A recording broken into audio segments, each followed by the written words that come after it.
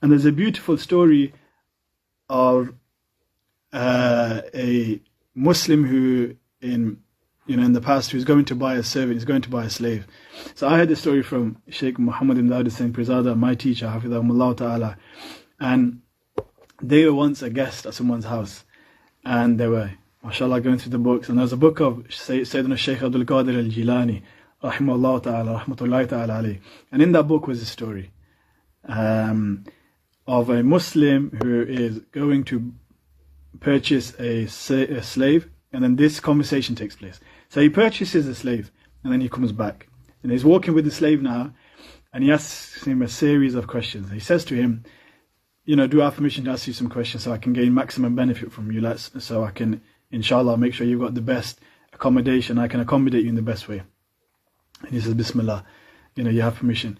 So he says to him, tell me, what type of food would you like to eat? Should I prepare for you? And he says, Kam hasha'a mawlaya. It's as the master has willed. And so he says, it's in your hands. I entrust this matter to you.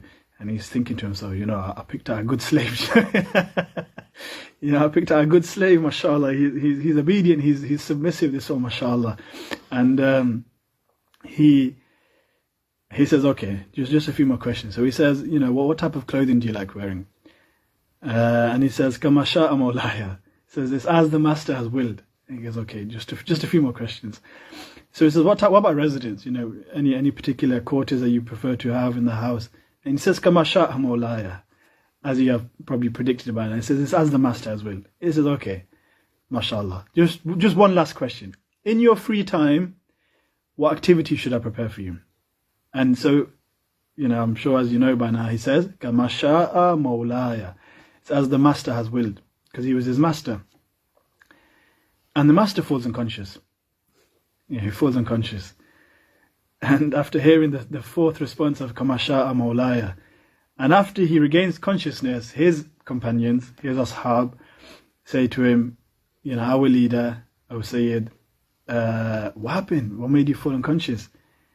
And he says, after hearing the response of it is as the master has willed, for a fourth consecutive time, he says, it dawned on me. And this is the thought that came into my mind, which he discloses. He says, I am a human being, and I'm a master of this servant.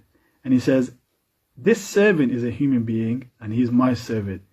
He says, we are both human beings. He says, when I witnessed the exemplary response of this servant to his master, who is a human being, he says, it dawned upon me, have I ever said, Kama sha'a mawlaya? He says, it dawned upon me, I'm also a servant. And I also have a master. وَلَيْسَ أَحَدًا مِنَ الْمَخْلُوقِ لَيْسَ أَحَدٌ مِنَ الْإِنسان. Who's someone who's not from the humankind, someone who's not from the creation. My Mawla is Allah, Al-Khaliq. Right? Khaliqul Makhluk, the creator of the creation. And he says, I thought to myself, I have such a master. Have I ever said to myself, Kama sha'a mawla? Have I ever said, Allah subhanahu wa ta'ala, it's as He has willed. And he says, the moment that I had that thought, I fell unconscious due to the weight of that thought. MashaAllah. And it's a really beautiful story to show us pretty much exactly precisely what I said, that we too are servants of Allah subhanahu wa ta'ala.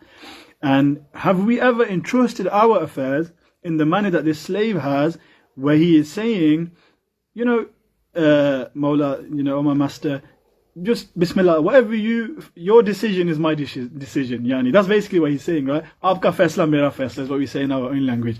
Your ruling, your decision is my decision.